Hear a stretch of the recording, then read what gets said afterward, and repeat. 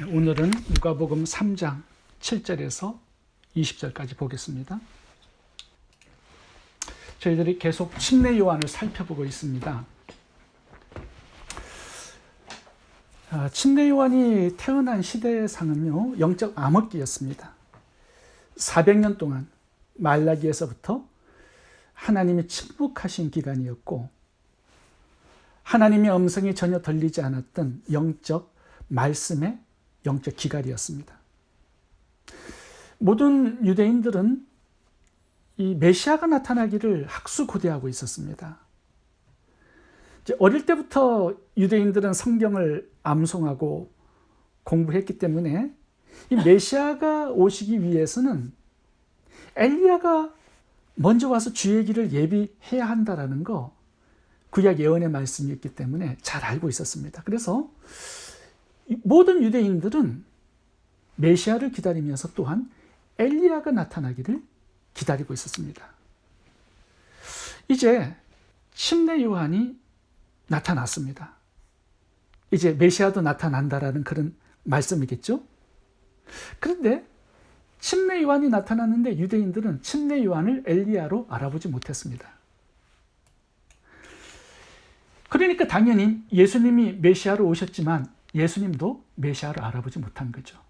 왜요? 침례 요한을 알아보지 못하니까 예수님도 알아보지 못한 겁니다. 왜 유대인들은 그렇게 기다렸던 이 침례 요한을 엘리야로 알아보지 못했을까요? 이 엘리야는 열왕기하에 보면요, 죽지 않고 불병거를 타고 하늘로 승천한 사람입니다. 그리고 이사야 40장에 나오는 이 예언을 보면 하나님이 엘리야를 다시 보내주시겠다라는 그런 약속의 메시지예요. 그러니까 이 유대인들은요, 이 불병거를 타고 죽지 않고 승천한 엘리야가 그대로 나타난다라고 생각을 한 것 같습니다. 근데 사실은 그 이사야 40장에 나오는 엘리야를 보내겠다라는 그 예언의 말씀은 말라기에서 다시 해석을 하는데요, 엘리야와 같은 심정, 마음, 능력을 가진 선지자를 의미하는 것이었습니다. 그러니까 성경을 잘 봐야 돼요. 가브리엘 천사장도 사가랴에게 이 침례 요한의 탄생을 알려주면서 이렇게 얘기합니다. 그가 또 엘리야의 심령과 능력으로 주 앞에 먼저 와서 아버지의 마음을 자식에게, 거스리는 자를 의인의 설기에 돌아오게 하고 주를 위하여 세운 백성을 준비하리라. 여기 보시면 엘리야의 심령, 마음과 능력을 갖춘 그런 선지자를 의미하는 것이었습니다. 예수님도 보시면 이 침례 요한을 해석해 주시면서 마태복음 17장에 이 침례 요한을 이렇게 확정해 주십니다. 이제 제자들이 물어보았습니다. 침례 요한에 대해서. 제자들이 묻자와 가로되 그러면 어찌하여 서기관들이 엘리야가 먼저 와야 하리라 하나이까? 예수께서 대답하여 가라사대 엘리야가 과연 먼저 와서 모든 일을 회복하리라. 내가 너희에게 말하노니 엘리야가 이미 왔으되 사람들이 알지 못하고 임의로 대화하였도다. 인자도 이와 같이 그들에게 고난을 받으리라 하시니 그제야 제자들이 예수의 말씀하신 것이 침례 요한인 줄을 깨달으니라. 사실은 12 제자들도 이 침례 요한이 이사야서와 말라기에서 예언한 그 엘리야인 줄을 깨닫지 못했습니다. 예수님께서 말씀해 주셨을 때 비로소 눈이 열린 거죠. 유대인들이 예수님을 믿고 영접하지 못한 결정적인 문제 하나는 이 침례 요한을 알아보지 못했기 때문입니다. 엘리야가 아직 오지 않았다라고 생각했기 때문에 그들 앞에 서 계신 예수님도 메시아가 아니다라고 생각을 한 겁니다. 그래서 우리가 이 침례 요한이 구약에서 말한 그 선지자가 맞는지를 우리가 확인하는 것이 예수님을 믿는 데 있어서, 구원을 받는 데 있어서 굉장히 중대한 사항입니다. 이 침례 요한을 믿지 못하면 예수님도 믿을 수 없습니다. 이 유대인들이 예수님이 메시아로 오셨지만 알아보지 못하고 신성 모독자 이단의 개수로 보고 십자가에서 죽인 이유는 이 침례 요한을 엘리야로 알지 못했기 때문입니다. 그래서 우리가 이 침례 요한이 구약에서 말씀한 그 엘리야가 확실한지 우리가 검증하는 작업을 우리가 거칠 수 있어야 한다는 것입니다. 왜냐하면 예수님을 메시아로 믿는 데 있어서 이 부분이 굉장히 중요하기 때문입니다. 침례 요한의 이야기를 보면요, 이 침례 요한이 자기 자신이 구약에서 예언한 그 엘리야가 맞다라는 것을 계속 증명해 보이기를 원했습니다. 그래야만 자신이 증거하는 예수 그리스도가 메시아가 맞다라는 것도 증명할 수 있거든요.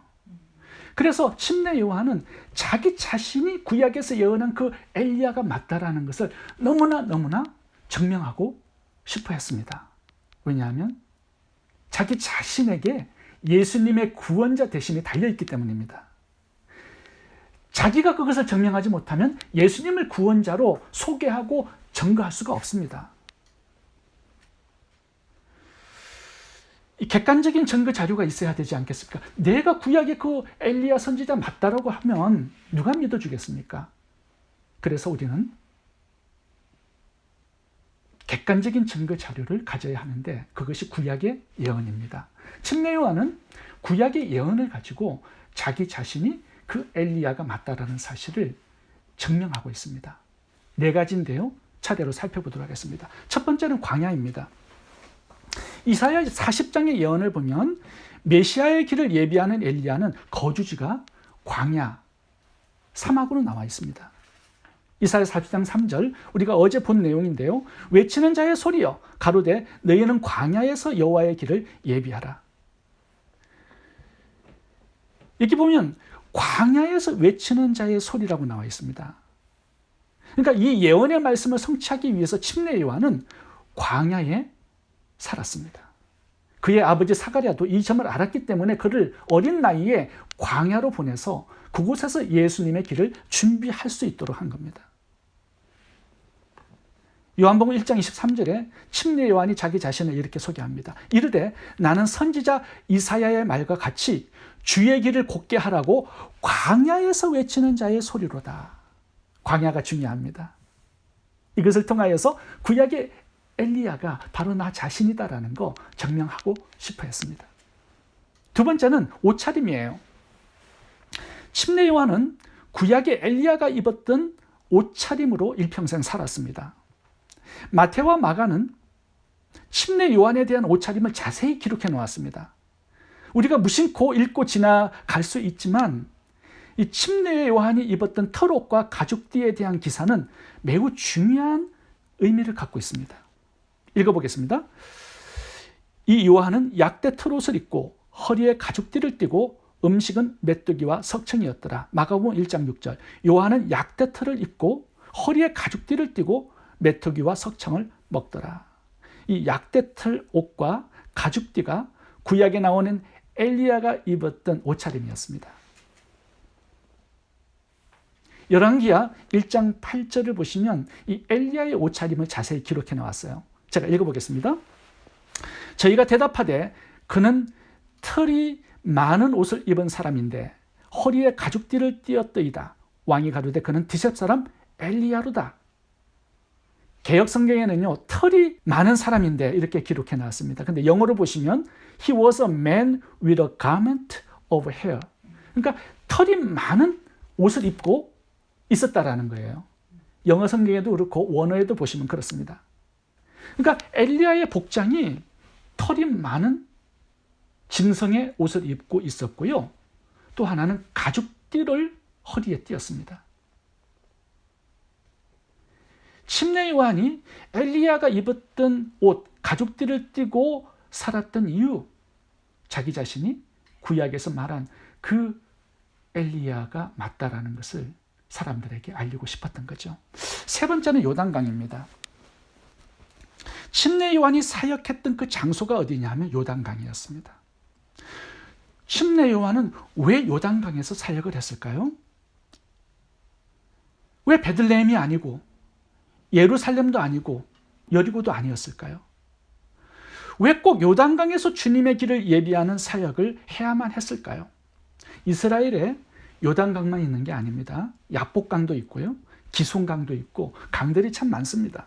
근데 침례 요한은 요단강을 사역의 장사로 삼아서 말씀을 가르치고 침례를 주었고요. 주의 길을 예비했습니다. 침례 요한이 특별히 요단강을 사역의 장소로 삼은 이유, 구약에서 말씀한 그 엘리야가 자기 자신이다라는 것을 알리고 증명하고 싶었기 때문입니다. 엘리야가 사역을 다 끝마쳤습니다. 근데 이 사역을 이제 엘리사, 자기 제자에게 넘겨주어야 하는데요. 마지막으로 엘리야가 불병거를 타고 하늘로 승천한 장소가 어디냐 하면 요단강이었습니다. 그러니까 이스라엘 백성들은요, 요단강 하면 가장 먼저 떠오르는 그 사람이 엘리야 선지자였습니다. 그곳에서 상상할 수 없는 일이 벌어졌잖아요. 사람이 죽지 않고 불병거를 타고요, 하늘로 승천합니다. 예수님처럼. 그게 요단강에서 있었던 사건입니다. 열왕기하 2장 7절부터 읽어보겠습니다. 선지자의 생도 50인이 가서 멀리 서서 바라보매 그 두 사람이 요단가에 섰더니, 엘리야하고 엘리사입니다. 엘리야가 겉옷을 취하여 말아 물을 치매 물이 이리저리 갈라지고 두 사람이 육지 위로 건너더라. 두 사람이 행하며 말하더니 호련히 불소래와 불말들이 두 사람을 격하고 엘리야가 회오리 바람을 타고 승천하더라. 엘리야가 승천한 장소 요단강입니다. 그 요단강에서 침례 요한이 지금 사역을 시작하고 있습니다. 이게 우연이 아닙니다. 예전에 엘리야가 드라마틱한 능력의 사역을 감당했고 성천했던 그 장소, 그 엘리야의 마음과 능력을 가진 침례 요한이 나타나서 다시 사역을 이어가고 있습니다. 이 엘리야는요, 아합과 이세벨 시대에 사역했던 선지자죠. 아합과 이세벨이요, 그 당시가 가장 큰 암흑기였습니다. 바알 우상 숭배를 이스라엘 전체에 깔아버린 그런 왕이었습니다. 영적으로 가장 타락하고 암울했던 그 시대에 이스라엘 백성들을 다시 하나님께로 돌이키는 사역을 했던 선지자 엘리야 선지자죠. 이제 그 엘리야의 심령과 능력을 가지고 요단강에 와서요, 하나님의 말씀을 가르치고 침례를 주고 회개시키고 많은 백성들을 다시 하나님께로 돌아오는 사역을 행하고 있습니다. 침례 요한은 요단강에서 엘리야 선지자가 바로 자신이다라는 것을 증거하고 싶었던 거죠. 그래서 광야에 살았고 엘리야가 입었던 옷을 입었고 요단강을 중심으로 사역을 하고 있었던 것입니다. 그런데 이 세 가지만 가지고는 다 끝난 게 아닙니다. 한 가지가 더 필요합니다. 그래야 침례 요한이 구약에서 예언한 그 엘리야 선지자가 맞다라는 것을 증명할 수 있습니다. 그 마지막이 뭘까요? 이 구약의 예언을 보면요, 엘리야 선지자가 어떤 사람이냐를 설명했습니다. 예수님의 길을 준비하는 그 선지자는요, 광야에서 외치는 소리라고 기록해 놓았습니다. 그러니까 침례 요한이 소리가 돼야 돼요. 이게 마지막 그가 구약의 엘리야다라는 것을 증명하는 부분입니다. 소리가 되어야 돼요. 침례 요한이 광야에 살고 약대 털옷 입고 가죽띠 띠고 요단강에서 사역을 아무리 많이 해도요, 소리가 되지 못한다면 아무것도 아닙니다. 왜요? 그가 이렇게 해야 되는 것은 소리의 역할 때문인 거죠. 메시지를 전달하는 소리의 역할 때문에. 메시지는 예수 그리스도가 메시아요 인류의 구원자다라는 것을 증거하는 거죠. 거기에 대한 소리가 되어야만 합니다. 그래야 그가 구약의 엘리야예요. 이사야 43장 3절 보세요. 외치는 자의 소리요. 소리가 돼야 돼요. 누가복음 3장 4절에서 침례 요한은 자기 자신을 그렇게 소개하고 있습니다. 선지자 이사야의 책에 쓴 바 광야에 외치는 자의 소리가 있어 가로되 너희는 주의 길을 예비하라.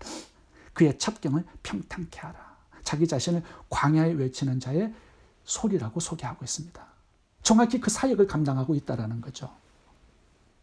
그러니까 침례 요한이 자기 자신이 구약에서 말씀한 그 엘리야인 것을 확인하고 증명하기 위해서는 자신의 삶을 예수님을 드러내고 증거하고 예수님을 믿게 하는 소리로 살아가는가를 증명해 보여야 합니다. 소리는 뭐죠? 메시지를 전달하고 사라지는 역할이죠. 자신을 드러내고 자랑하고 나타내서는 절대로 안 됩니다. 왜냐하면 메시지가 가려지고 희미해지기 때문이죠. 자신이 메시지만 전달하고 없어지고 사라져야 합니다. 메시지를 그래야 정확하게 전달할 수 있는 거죠. 그래야 사람들이 예수님을 믿고 구원을 받고 영생을 얻을 수 있는 거죠. 예수님을 증거하는 소리가 되는 것, 이것이 마지막 침례 요한이 엘리야다라는 것을 증명해낼 수 있는 부분입니다. 그 소리에 침례 요한은 엘리야가 되고 예수님은 메시아가 되고 사람들은 구원을 받고 하나님은 영광을 얻으시고 하나님의 나라와 뜻이 이 땅에 이루어지게 되는 것이죠. 소리는 중요하지 않습니다. 메시지가 중요한 거죠. 소리가 너무 크고 화려하면 메시지가 희미해지고 감추어집니다. 높은 음을 내느냐 낮은 음을 내느냐 그거 중요하지 않습니다. 목소리가 굵으냐 목소리가 가느냐 그거 중요하지 않습니다. 소리를 내어서 전달하는 그 메시지가 분명해야 되고 정확해야 되는 거죠. 침례 요한의 이 사역은요, 소리뿐이었지만 구약의 엘리야는 엄청난 기적과 능력이 있었습니다. 근데 침례 요한은요, 소리밖에 없었어요. 예수님을 증거하는 소리. 근데 얼마나 그 소리가 대단했냐 하면요, 사람들이 그를 그리스도로 착각할 정도였습니다. 많은 사람들이요, 침례를 받을 정도였어요. 회개하고 예수님을 믿고 변화된 삶을 사는 사람들이 많았습니다. 그 중에 삭개오도 한 사람이지 않았습니까? 소리뿐이었지만 강력한 능력을 발휘했습니다. 왜 그렇죠? 예수님을 정확하게 드러냈기 때문이죠. 자기 자신에게 주어진 사람들의 주목, 관심, 인기, 영광을 예수님께로만 돌려드렸기 때문이죠. 그리고 자신은 소리로서 사라지고 없어졌기 때문입니다. 예수님은 흥해야 되겠고 나는 쇠해야 되겠고, 예수님은 높아져야 되겠고 나는 낮아지고 없어져야 된다라는 이 소리의 사명을 그는 잘 감당했던 것입니다. 침례 요한의 이 소리로서 전달한 메시지 한번 들어보시기 바랍니다. 요한복음 1장 26절, 요한이 대답하되 나는 물로 침례를 베풀거니와 너희 가운데 너희가 알지 못하는 한 사람이 섰으니 곧 내 뒤에 오시는 그이라. 나는 그의 신발끈 풀기도 감당하지 못하겠노라. 신발끈 푸는 거는요, 그 당시에 종의 계급에서도 가장 핫바리 계급이에요. 주인이 들어오고 나갈 때 신발끈을 묶고 푸는 역할을 가장 낮은 하인이 했습니다. 침례 요한은 예수님께 그런 특권도 없다라고 자신을 낮추고 있습니다. 또 하나 보면요, 자기 제자들에게 예수님을 소개합니다. 메시아로. 그러니까 제자들이요, 예수님께 떠나버려요. 그런데 그것을 기뻐한다 이렇게 말씀합니다. 그리고 제자들에게 이렇게 얘기해요. 너희가 내가 증거한 그 예수 그리스도를 너희들이 이제는 증거해야 된다. 대단한 사람이죠. 요한복음 1장 36절부터 읽겠습니다. 예수께서 그 인심을 보고 말하되 보라 하나님의 어린 양이로다. 두 제자가 그의 말을 듣고 예수를 따르거늘 그들이 요한에게 가서 이르되 라삐여, 선생님과 함께 요단강 저편에 있던 곧 선생님이 정언하시는 이가 침례를 베풀며 사람들이 다 그에게로 가더이다. 요한이 대답하여 이르되 만일 하늘에서 주신 바 아니면 사람이 아무것도 받을 수 없느니라. 내가 말한 바 나는 그리스도가 아니요 그의 앞에 보내심을 받은 자라고 한 것을 증언할 자는 너희니라. 신부를 취하는 자는 신랑이나 서서 신랑의 음성을 듣는 친구가 크게 기뻐하나니 나는 이러한 기쁨으로 충만하였노라. 그는 흥하여야겠고 나는 세워야 하리라. 대단하죠. 누구나 주목받고 싶어 합니다. 인기 얻고 싶어 합니다. 관심의 대상 되기 원합니다. 영광 얻고 싶어 해요. 근데 그 모든 것들을 가지고요, 예수 그리스도를 소개하고 증거하고 영광을 돌리는 거 쉽지 않습니다. 바리새인들 그거 못했죠? 왜 아담과 하와가 타락했습니까? 하나님같이 되려고 하는 자기 자랑과 자기 영광 때문이죠. 인간은 다 그렇습니다. 이거 쉽게 포기하지 못하는 것들이에요. 나의 제자들이 다 떠나서 예수님께로 가버리고 나는 홀로 남습니다. 쉽지 않은 문제죠. 근데 그는 그것을 기뻐했다라고 말합니다. 왜 루시퍼가 타락했습니까? 왜 마귀가 되었습니까? 하나님같이 되기 위해서 쿠데타를 일으킨 것이죠. 누구나 영광 원하고 주목받기 원하고 사랑받기 원하고 관심의 대상 되기 원합니다. 그러나 나는 소리가 되어서 예수님만 드러내고 증거하고 자랑하고 영광을 돌리고 존귀하게 높여드리고 싶은 이 사명, 이게 침례 요한이 감당했던 사명이죠. 이 사명이 또한 우리의 사명이 되어야 한다는 겁니다. 침례 요한은요, 소리로 살았습니다. 예수 그리스도라는 메시지를 전달한 후 사라지고 없어졌습니다. 모든 사람들이 예수님을 바라보고 초점을 맞추고 믿고 따라가고 제자가 되기를 원했던 거죠. 그래서 예수님은 이 침례 요한을 이렇게 증거합니다. 여자가 낳은 자 중에 가장 큰 자라. 왜 이렇게 칭찬을 하셨습니까? 소리로 살았기 때문이죠. 예수님만 드러내고 비추고 존귀하게 영광스럽게 했던 삶이었기 때문입니다. 내 성공, 내 재물, 내 인기, 내 영광을 가지고 예수님을 증거하고 높이고 영화롭게 할 수 있기를 바랍니다. 그렇게 소리가 되어 살았던 침례 요한을 주님이 영광스럽게 만들어 주셨습니다. 주님께서 우리들의 삶을 영광스럽게 만들어 주시는 그런 축복이 있기를 바랍니다. 기도하겠습니다. 좋으신 하나님, 침례 요한같이 저희들 소리로 살기를 원합니다. 하나님 주신 축복 가지고 인기와 영광 가지고 오직 예수 그리스도를 드러내고 증거하고 자랑하고 높이고 복음을 땅끝까지 전하여서 많은 사람들의 영혼을 주님께로 돌아오게 하는 침례 요한과 같은 선지자로 살아갈 수 있도록 저희 모두를 축복하시고 인도해 주옵소서. 예수님 이름으로 기도합니다. 아멘.